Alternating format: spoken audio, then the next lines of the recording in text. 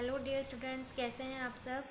ये आपका जो है फोर्थ चैप्टर है, विचारक, विश्वास और इमारतें। ये बहुत लंबा चैप्टर है, इसलिए इसको हम दो भाग में पढ़ेंगे। अभी इसका पहला भाग, चलिए स्टार्ट करते हैं। इसमें हम बेसिकली जैन धर्म और बौद्ध धर्म के बारे में पढ़ेंगे, ठीक है। तो छठी शताब्दी ईसा पूर्व का टाइमिंग वही टाइम जो महाजनपद काल हम पढ़ते आ रहे हैं। उस समय मध्य गंगा घाटी में बहुत सारे संप्रदायों का उदय हुआ, जिसमें महत्वपूर्ण रूप से दो धर्म महत्वपूर्ण थे। कौन कौन से? बौद्ध और जैन धर्म, ठीक है। तो प्रथम सहस्त्राब्दी ईसा पूर्व के काल में विश्व के जो है अनेक भागों में कई अलग अलग प्रकार के विचारक, चिंतक हुए।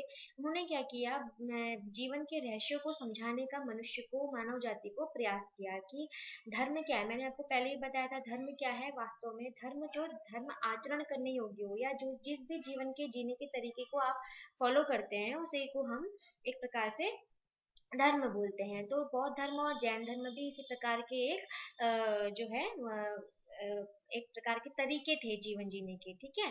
और महात्मा बुद्ध इसके जो है महत्वपूर्ण रूप से संस्थापक माने जाते हैं बौद्ध धर्म के। जैन धर्म के लिए हम अगली स्लाइड में पढ़ेंगे। तो ये चैप्टर बहुत बड़ा है। ये अभी फिलहाल मैं इसको बौद्ध धर्म को ही दो भागों में मैंने आपको बता रही हूँ, क्योंकि दो भाग पढ़ने जरूरी थे, लेकिन बहुत बड़ा टॉपिक हो जाता है और आप लोगों को ये डाउनलोड करने में भी मुश्किल होती। तो बौद्ध धर्म के जो महात्मा बुद्ध थे, उनके जो उपदेश थे, या उन्होंने जीवन को जीने के जो भी रहस्य हमें बताए थे, उसको एक पुस्तक के रूप में बाद के कालों में उनके शिष्यों के द्वारा संकलित किया गया, ठीक है। जिसे क्या कहा गया? त्रिपिटक। तो त्रिपिटक जो है बेसिकली सुत्त पिटक, विनय पिटक और अभिधम्म पिटक। तो बौद्ध धर्म जैसे जैसे जैसे सनातन धर्म हिंदू में वेद महत्वपूर्ण है, ऐसे जैसे ईसाइयों में बाइबल महत्वपूर्ण है, और जैसे इस्लाम धर्म में कुरान महत्वपूर्ण है, इसी प्रकार से बौद्ध धर्म का जो महत्वपूर्ण जो ग्रंथ है, उसे हम त्रिपिटक के नाम से जानते हैं, ठीक है। सुत्त पिटक, विनय पिटक, अभिधम्म पिटक, तीन जो है इसके भाग हैं। तो इसीलिए त्रि मतलब तीन, पिटक मतलब पिटारा। तो एक प्रकार से महात्मा बुद्ध के उपदेशों का जो संग्रह था, उसे क्या कहा गया? उसे एक बुक के रूप में सब संकलित किया गया, उसे क्या कहा गया? त्रिपिटक। तो महात्मा बुद्ध, अगली स्लाइड में चलते हैं। महात्मा बुद्ध के जीवन परिचय के बारे में बात करते हैं कि नेपाल जो है आज का, कपिल वस्तु के लुम्बिनी नामक गांव में इनका जन्म हुआ था, ठीक है। पिता इनके शाक्य कुल के थे, ठीक है। शाक्य कुल के शुद्धोधन, पिता का नाम, माता का नाम महामाया। तो जीवन के महत्वपूर्ण रहस्यों को जान करके इनको सन्यास की ओर ये आकर्षित हुए थे। और बचपन में आपने छोटी सी कहानी इनकी जरूर सुनी होगी छोटी कक्षाओं में, कि महात्मा बुद्ध का जब जन्म हुआ था, तो उनके लिए एक ज्योतिषी ने कहा था या तो एक बहुत बड़ा राजा बनेगा, चक्रवर्ती सम्राट बनेगा, या एक सन्यासी बनेगा। तो इनके पिता नहीं चाहते थे कि सन्यासी बने, इसलिए उन्होंने सारे राजकाज की सुविधाएं उनको प्रदान करने की कोशिश करी, ताकि ये सन्यास की ओर उन्मुख न हो। लेकिन फिर भी जीवन की कुछ महत्वपूर्ण घटनाएं, इन्होंने वृद्ध व्यक्ति को देखा, बीमार व्यक्ति को देखा, मृत व्यक्ति को देखा, एक सन्यासी को देखा। तो ये सारी घटनाओं को देखते हुए जो है उनके मन में लगा, उनको विचार आया कि वास्तव में एक सन्यासी ही सही में वास्तव में सुखी है। क्योंकि ये जो शरीर है, ये जो है ये एक चंद दिन का इसमें आकर्षण है, एक दिन ये ढल जाएगा, ठीक है। तो जीवन में परिवर्तन निश्चित रूप से होता रहता है। तो इन्हीं सब चीजों को देखते हुए उनका मन सन्यास की ओर आकर्षित हुआ, और उन्होंने क्या किया, सन्यास को जब ये आकर्षित हुए, उन्होंने वास्तव में जीवन के रहस्य को जानने के लिए बहुत कठोर तपस्याएं की, साधना की, और लास्ट में बौद्ध गया, आज के बिहार में ही पड़ता है, वहां पे इनको ज्ञान की प्राप्ति हुई। सारनाथ, जो कि आज के उत्तर प्रदेश में है, इन्होंने अपना पहला उपदेश ज्ञान प्राप्ति के बाद दिया। इनके बचपन का नाम सिद्धार्थ था, और वास्तव में जब इन्होंने ज्ञान प्राप्त कर लिया, उसके बाद ही ये तथागत यानी महात्मा बुद्ध कहलाए। कुशीनगर, ये भी उत्तर प्रदेश का एक छोटा सा गांव है, वहां पर इनको निर्वाण की प्राप्ति हुई। निर्वाण मतलब कि इन्होंने शरीर को अपने छोड़ दिया। महात्मा बुद्ध का क्या मानना था कि संसार परिवर्तनशील है, स्थायी कुछ भी नहीं है। मानव को अपनी इच्छाओं पर, अपने अहंकार पर अंकुश लगाकर निरंतर निर्वाण प्राप्ति की ओर प्रयास करना चाहिए। निर्वाण प्राप्ति का मतलब है मोक्ष प्राप्ति। मोक्ष का मतलब एक प्रकार से है कि आप अच्छे कर्म करिए, ठीक है, और किसी का बुरा मत कीजिए। अच्छे कर्म करते हुए भी, आप जीवित रहते हुए भी मोक्ष की प्राप्ति कर सकते हैं। यही उन्होंने जीवन के रहस्य को बताया लोगों को, कि जीवन किस तरह से जीना चाहिए, है ना। धीरे धीरे बुद्ध के शिष्यों का एक दल बनता गया, लोग उनका फॉलो करते गए, उनके नियमों को, उनके बताए गए उपदेशों को, और इस प्रकार से जैसे शिष्यों का दल बना, उस दल को या ग्रुप को क्या कहा गया, संघ कहा गया। तो संघ वास्तव में क्या होता था, बौद्ध भिक्षुओं की एक संस्था होती थी। ये क्या करते थे, समस्त विश्व में धम्म यानी महात्मा बुद्ध के जो भी उपदेश थे उनका प्रचार प्रसार किया करते थे। पहले मात्र पुरुष ही संघ में हिस्सा लेते थे या संघ के सदस्य होते थे, लेकिन बाद में आनंद जो कि महात्मा बुद्ध के शिष्य थे, है ना, उनके कहने पर स्त्रियों को भी संघ में स्थान महात्मा बुद्ध ने दिया था। तो ये तो था महात्मा बुद्ध का और बौद्ध धर्म से संबंधित थोड़ा सा परिचय। नेक्स्ट स्लाइड में देखिए, मैंने आपको इसमें कुछ मैप दिखाए हैं और मैप में इनको मैंने आपको जो है कुछ महत्वपूर्ण पुरास्थल दिखाने की कोशिश करी है। जैसे कि आप महात्मा बुद्ध की, आपका क्वेश्चन आता है एग्जाम में कि बौद्ध धर्म से संबंधित प्रमुख 5 स्थलों को मानचित्र में दर्शाइए। तो बौद्ध गया बिहार में है, ठीक है। तो आप इसमें मैप में आप देखेंगे कि बौद्ध गया कहाँ पर है और वाराणसी कहाँ पर है, सांची कहाँ पर है, सारनाथ कहाँ पर है, कुशीनगर कहाँ पर है, श्रावस्ती कहाँ पर है, मथुरा कहाँ पर है, ठीक है। नागार्जुन कोंडा, ये भी आपका इंपॉर्टेंट है, कई बार नागार्जुन कोंडा भरने के लिए भी मैप में आ जाता है। तो ये महत्वपूर्ण कुछ महत्वपूर्ण पुरास्थल है जो कि बौद्ध धर्म से संबंधित है। तो निश्चित रूप से आप मैप को ध्यान से देखिएगा और पढ़ने की प्रैक्टिस कीजिएगा। तो ये आपके लिए इसमें मैप में सब कुछ दर्शाया गया है। कुछ ना समझ आए तो आप निश्चिंत रूप से पूछ सकते हैं।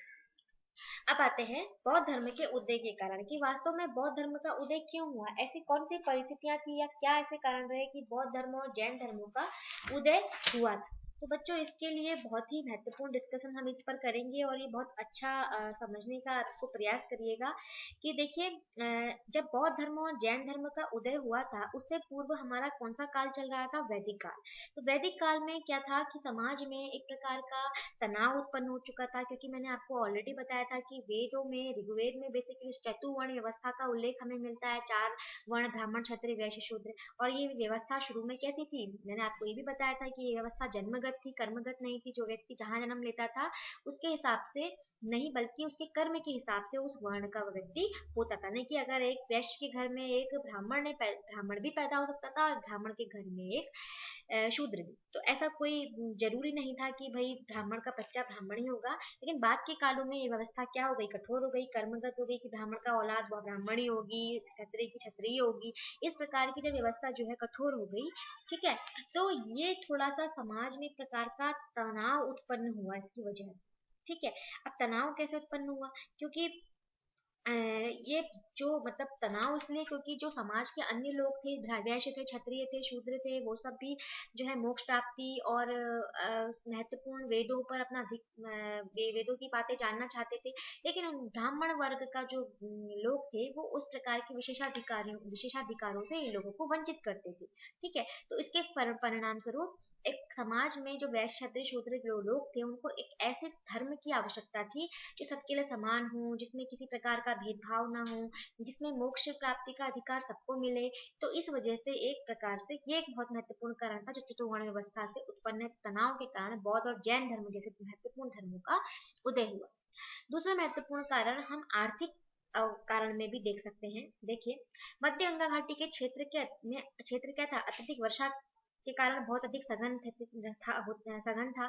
ऐसे में इन क्षेत्रों में पत्थर हड्डी और ताम्र औजारों को साफ करने योग्य बना पाना ऐसे क्षेत्रों को मुश्किल था, ठीक है। और जब लगभग 1000 ईसा पूर्व के आसपास यानी कि उत्तर वैदिक काल में मैंने आपको बताया था लोहे की खोज हुई, तो लोहे से बने औजारों से क्या करने लगे, वनों को काटा गया और कृषि योग्य भूमि का विस्तार हुआ, है ना। अब कृषि योग्य भूमि जैसे जैसे बढ़ती गई तो कृषि योग्य भूमि को जोतने के लिए किसकी आवश्यकता थी, बैलों की, पशुओं की आवश्यकता थी, है ना। लेकिन वैदिकोत्तर काल में क्या हुआ, जब वैदिक काल के बाद उत्तर वैदिक काल आया तो इतने कर्मकांड बढ़ गए कि लोग क्या करते थे, वे यज्ञ करने के लिए, हवन करने के लिए जानवरों की बलियां देने लगे थे, है ना। और ये बलियों की वजह से क्या हो गया था, लगातार जब पशु बलियां दी जाती थी तो उसकी वजह से पशु धन में कमी आ गई थी। तो जैन धर्म और बौद्ध धर्म कैसे है, पूर्णतः अहिंसावादी है ना। इन्होंने क्या किया, इन्होंने अहिंसा पर मतलब जीव हिंसा हत्या करने पर रोक लगाई। तो इस वजह से क्या हुआ, मध्य गंगा घाटी के सघन वनों में कुछ कबायली जनजातियां रहती थी जो वे पशुओं को मार कर भी खाती थी। ऐसे में जब कृषियों की भूमि का विस्तार हुआ तो खेती करने के लिए आवश्यक संसाधन जिनमें पशु प्रमुख थे उनको बचाना महत्वपूर्ण था।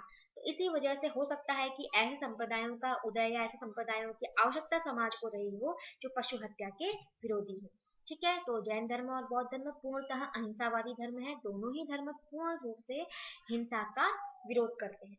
अब कृषि योग्य भूमि के विस्तार के कारण जो भी खेती से जीवन निर्वाह होता था, ठीक है, वो क्या हो गया, खेती योग्य भूमि का विस्तार हुआ तो क्या हुआ, अत्यधिक मात्रा में अनाज उपजाने लगा, तो उससे क्या हुआ, अत्यधिक मात्रा में अनाज उपजा तो ज्यादा मात्रा में अनाज उपजने से क्या हुआ, व्यापार को बढ़ावा मिला, ठीक है। अब व्यापार में बढ़ावा हुआ तो व्यापार के कारण क्या हुआ, देखिए अगला टॉपिक, अगला जो पॉइंट है वो क्या है, महाजन वर्ग की सामाजिक प्रतिष्ठा। महाजन वर्ग कौन होते हैं, जो क्या करते थे, समाज के कुछ लोगों को आवश्यकता पड़ने पर ऋण उपलब्ध करवाते हैं ना, जैसे आपको कुछ धन चाहिए तो आप कुछ ऋण प्राप्त करेंगे उसके बदले, और ये लोग क्या करते हैं, ऋण जब वापसी करेंगे आप ऋण चुकाने की, तो उसमें बैंक वगैरह तो होते नहीं थे, यही लोग होते थे, इन्हीं से समाज के लोग जब आवश्यकता होती तो धन लेते थे, और ये लोग ब्याज पर धन फिर वापस मांगते थे, तो ऐसे वर्ग को महाजनी वर्ग कहते थे, ठीक है। तो महाजनी वर्ग जो थे वो क्या करते थे, वो ऐसा वर्ग था जो समाज को आवश्यकता पड़ने पर कर्ज देता था और उस कर्ज पर ब्याज भी लगाता था। इस प्रकार की व्यवस्था को ब्राह्मण ग्रंथों में अपराध या पाप समझा जाता था।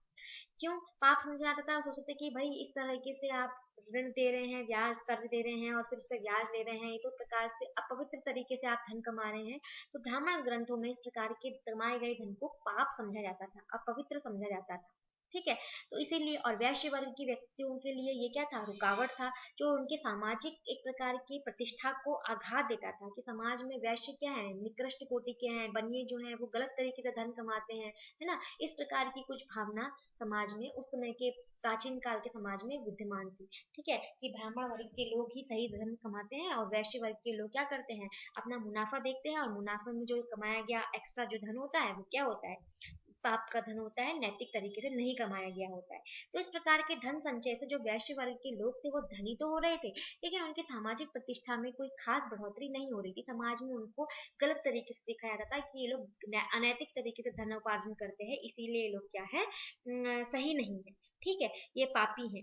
तो इसीलिए जो है ऐसी व्यवस्था वैश्य वर्ग निश्चित रूप से किसी ऐसे वर्ग का, किसी ऐसे धर्म का या किसी ऐसी विचारधारा का इंतजार कर रहे थे जो क्या कर सके, उनको समाज में न्यायोचित न्याय और एक सामाजिक प्रतिष्ठा दिला सके। और संभवतः बौद्ध और जैन धर्म में दोनों ही धर्मों ने क्या किया, वैश्य वर्ग को अपार जो है एक प्रकार का सामाजिक प्रतिष्ठा समाज में दिलाने की कोशिश करी। इसीलिए आप देखेंगे कि मैं आपको बताऊं कि समाज में उस काल में बौद्ध और जैन धर्म को सबसे अधिक जो दान दक्षिणा देने का काम किया था वो वैश्य वर्ग ने किया था। सबसे ज्यादा वैश्य वर्ग यानी कि जो बनिए होते थे वो सबसे ज्यादा दान देते थे, जैसे कभी कोई भूमि दान देता था, कभी किसी प्रकार का कोई धन दान देता था, तो इस प्रकार की मुहिम चलती थी। तो ये कुछ समाज में ऐसी परिस्थितियां उस समय उत्पन्न हुई जिनकी वजह से क्या था, एक प्रकार का बौद्ध धर्म और जैन धर्म जैसे धर्मों का उदय हुआ,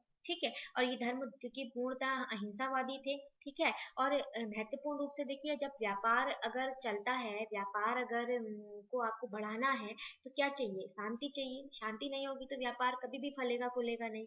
और दोनों ही धर्म अहिंसावादी हैं, बौद्ध धर्म भी और जैन धर्म में भी, तो उन्होंने अहिंसा का जो है प्रकार का मार्ग अपनाया, तो समाज में अहिंसा का जो है संदेश लोगों को दिया, तो उस वजह से भी क्या हुआ, समाज में वैश्य वर्ग और जो समाज के जो एक प्रकार से बौद्ध धर्म और जैन धर्म जो था उनके प्रशस्ति या उनके विस्तार के लिए एक प्रकार का रास्ता खुला, ठीक है। तो ये कुछ महत्वपूर्ण कारण थे जिनके कारण बौद्ध और जैन धर्मों का उदय हुआ था। आप अगर आपका क्वेश्चन आता है कि बौद्ध धर्म के उदय के कारण, तो भी आपको यही लिखना है, और अगर आपका जैन धर्म में आता है तो भी आपको यही लिखना है, क्योंकि दोनों ही अहिंसावादी हैं। तो आई होप आपको समझ में आया होगा, ये बहुत ही इंपॉर्टेंट जो है मुद्दा है, बौद्ध धर्म और जैन धर्म के उदय का कारण।